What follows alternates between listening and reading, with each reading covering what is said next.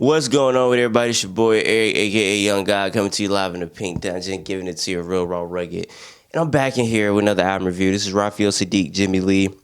There was no way I wasn't gonna review this album. If you don't know who Raphael Saadiq is, founder of Tony Tone Tone, it's our anniversary.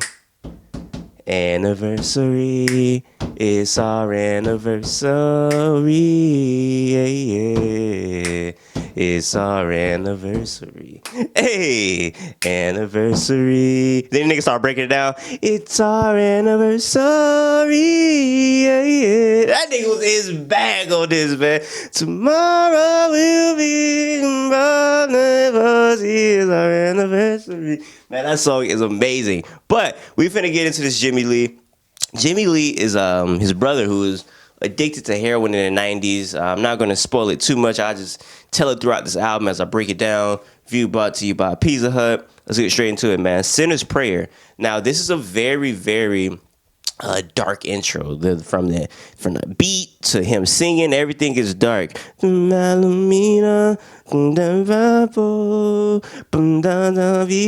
the way he was just singing is very dark, and it's funny because for whatever reason I've been listening to I always feel like somebody's watching me when I need some privacy. Whoa. I've been listening to that like all week for whatever reason, and I know Michael Jackson singing the hook, which I didn't know. I'm really late, but this kind of reminds me like of a Michael Jackson Thriller, just the way like the beat starts off is really dark and it's really just it's really dark, but then it progresses to something else, and it progresses to basically his brother praying. So throughout most of his album, not the whole album, but he's kind of like singing from the perspective of his brother, and it's really good, man. Just he just asks for help, bro. He's asking God for help, bro. When a sinner's praying, God, do you hear it, God? Like he's just asking God, do he hear his prayers when the sinner's praying? Because he realized that like doing drugs and leaving his family, leaving this person, like not being a good friend, like it's really ruining who he is as a human. So he's like, yo, I've been living very like unfaithfully, like I've been living unjust by you, my wife, by everybody. Like, do you even hear me at this point? Like he feels so far on the deep end. It's almost like, yo, my family don't love me no more. I don't know what to do. And it's like, do you even love me? And it gets to the point where you start to question everything, and that's how people get suicidal. So I thought this was a really strong intro right here, just to hear from a perspective of somebody who was a drug addict, how he was praying, So that was really good stuff. And then we go to So Ready. Now, if I wasn't privy to what this album is about, I wouldn't listen to the lyrics. I would just think this was a song, you got and start dancing to, hit the jitterbug to it. But no, when you listen to the lyrics, you're like, oh man, this is bad. Like he's talking about some really real stuff right here. Like, there's some bad stuff right here. So it's good stuff, man. I had to put out the lyrics for this, man, just to give you a very accurate depiction of what he's talking about. And he just singing, man. I never come home at night and you stay by my side, but then I broke your heart, my friend. I went too far.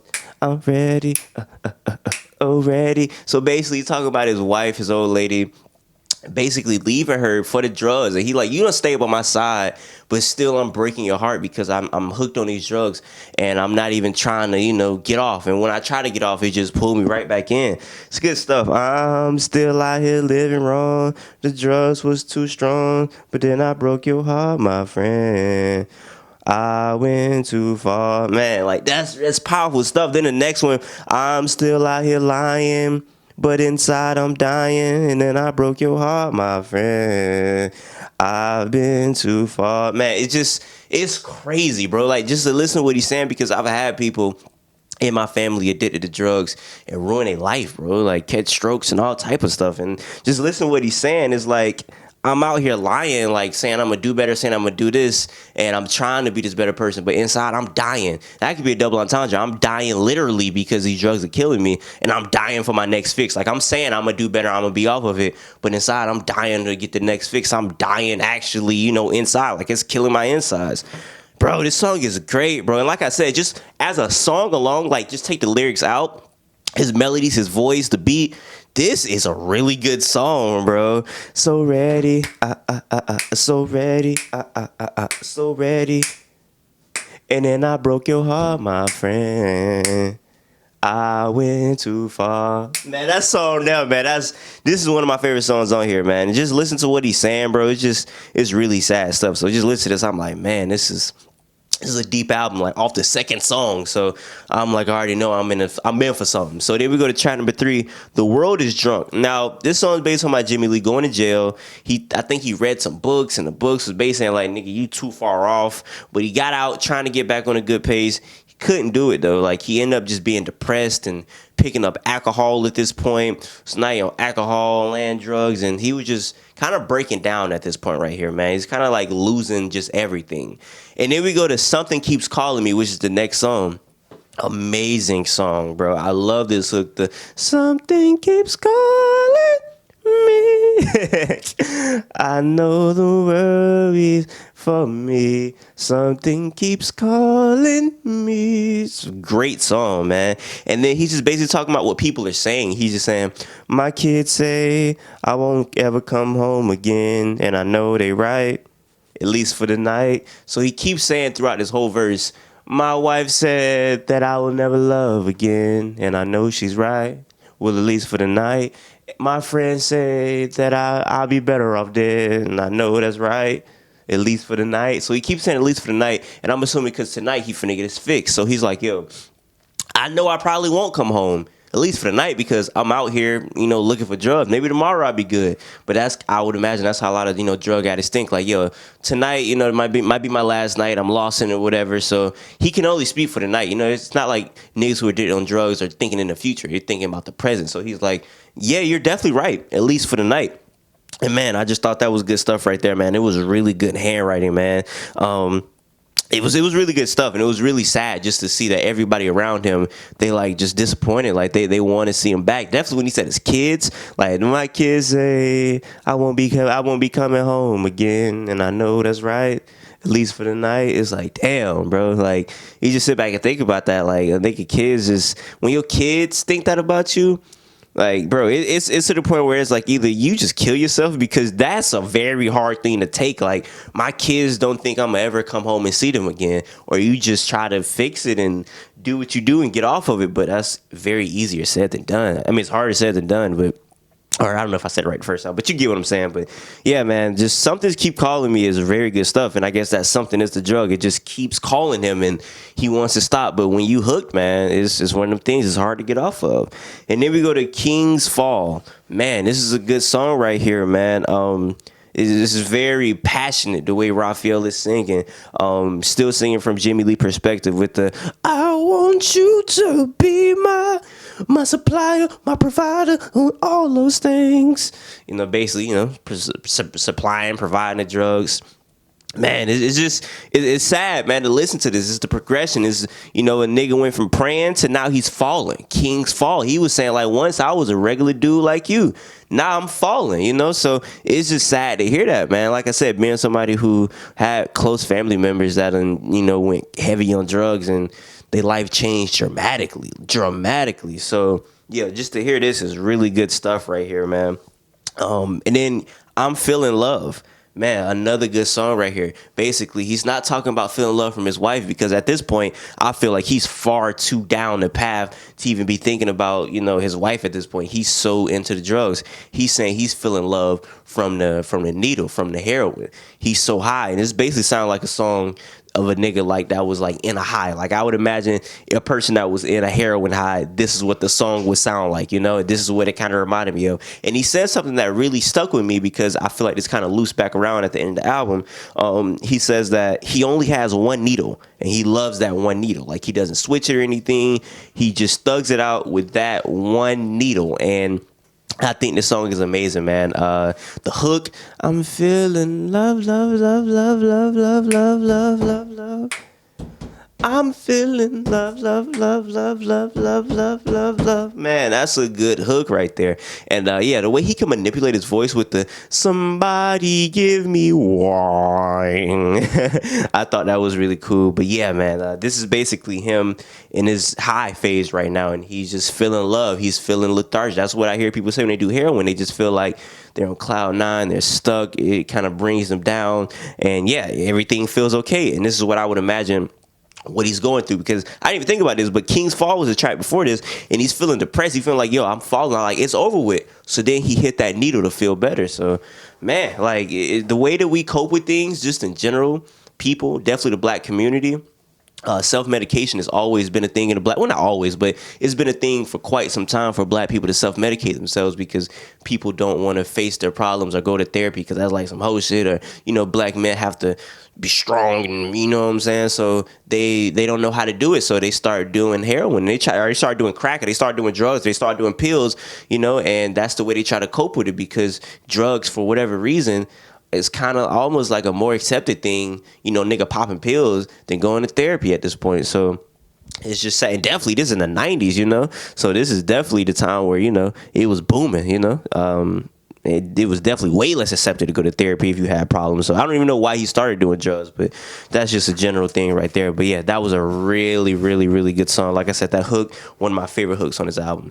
Then we go to My Walk. I'm not gonna lie, I can't say that I'm for sure, but I think this is switches back to Raphael Saadiq perspective, and he's just talking about walking down like the bay, found by the bay, on my walk, and this low key reminds me of the at the family reunion, who they introducing. It low-key reminded me of that, just because the pacing of his words, the way he was saying stuff, like the way he was like singing it. My daddy's dun dun dun dun and not dun dun dun dun dun dun dun dun dun dun dun dun dun. That's like the way that they flow when they do the melody on Wildin' Out. If you ever seen Wildin' Out, they do that at the family reunion thing. So I don't know if that was inspired by that or what, but I thought that was kind of interesting that that was kind of correlated right there.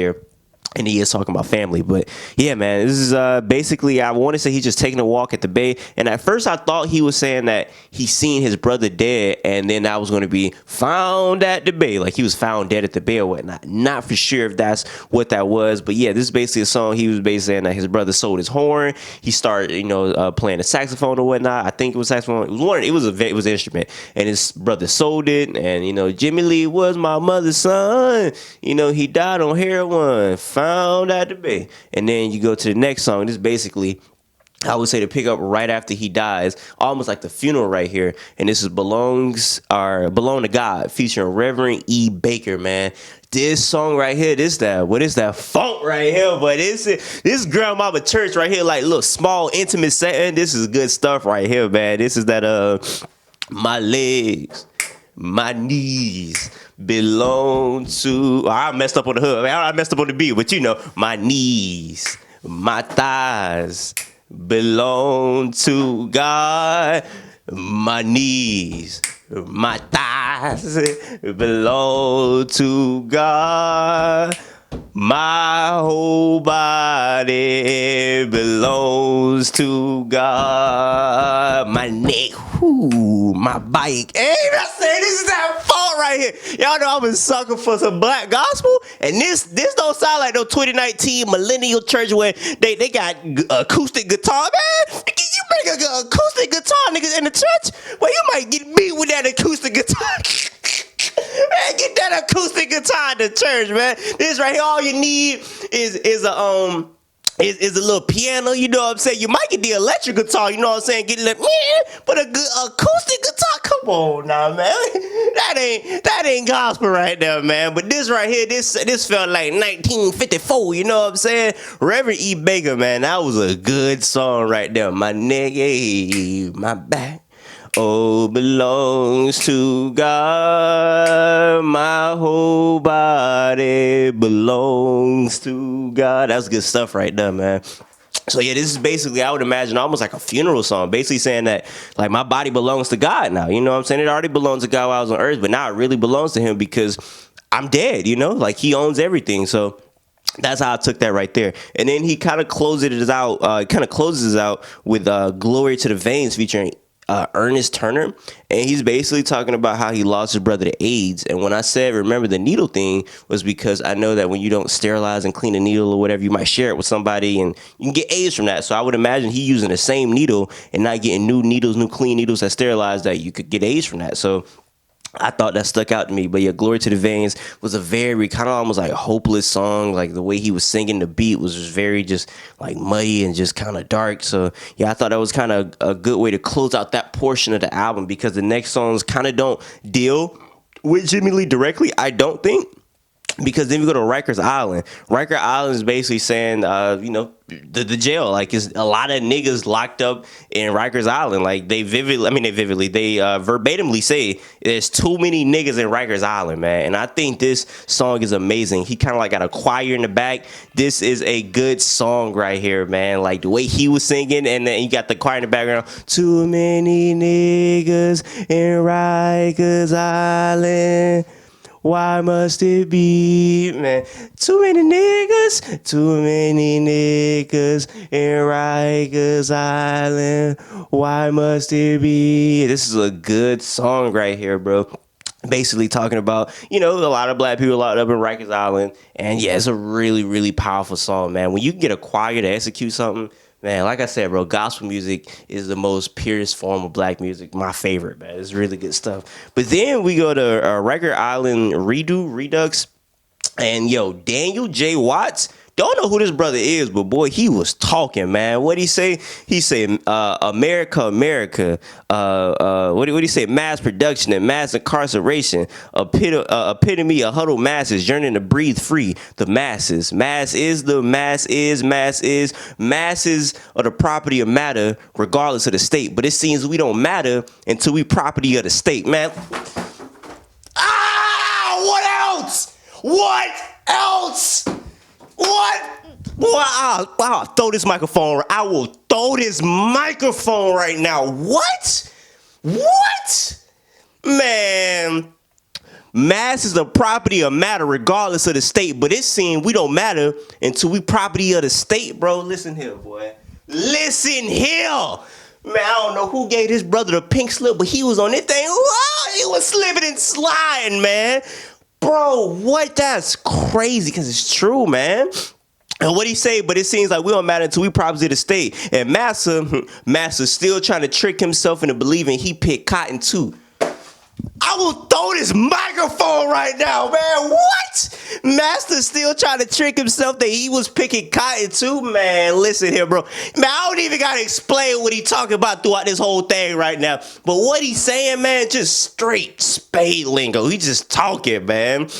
And no matter how much I cow tap, no matter how much I cow toe tap, dance, and jump through a bunch of hoops, I'll still be the one who winds up in this jumpsuit.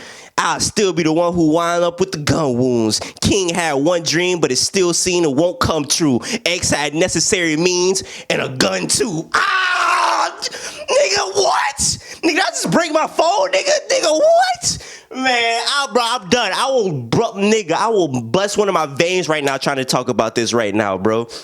Like, everything he's saying, I don't even got to really get deep into it. I could literally do a whole video breaking that whole poem down that he did right there. I don't even want to get into it, man, because I'll be all day just talking about that one song. I mean, that one little spoken word piece right there. That was amazing, bro. That was amazing, bro. What he said? He said that X was going to do it by necessary means with a gun, too, man. Talk about it, man. And Martin Luther King dream just seen it won't come true. Like, bro, I'm off of it, man. But bro, that literally there, that whole piece just spoke to me so deep right there, man.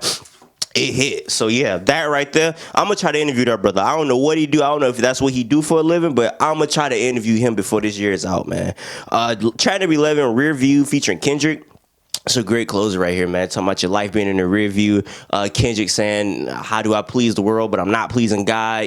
Being in a conundrum like, people are really close to me, my friends and family. I'm not pleasing them, but, like, what about pleasing God? Like, who do I please more? Like, it's one of them things, kind of like a conundrum. So, yeah, I thought that was really good stuff right here. Really good closer, man. Yeah, this album, it's one of them ones, man. And that spoken word piece, boy, that did something to me. So, if you want a really amazing, not great, if you want a spectacular, flawless album, listen to Raphael Saadiq, Jimmy Lee. Until next time, I say what I mean what I say. Haters gonna hate. Our players gonna play, man. Y'all holla at your boy and them.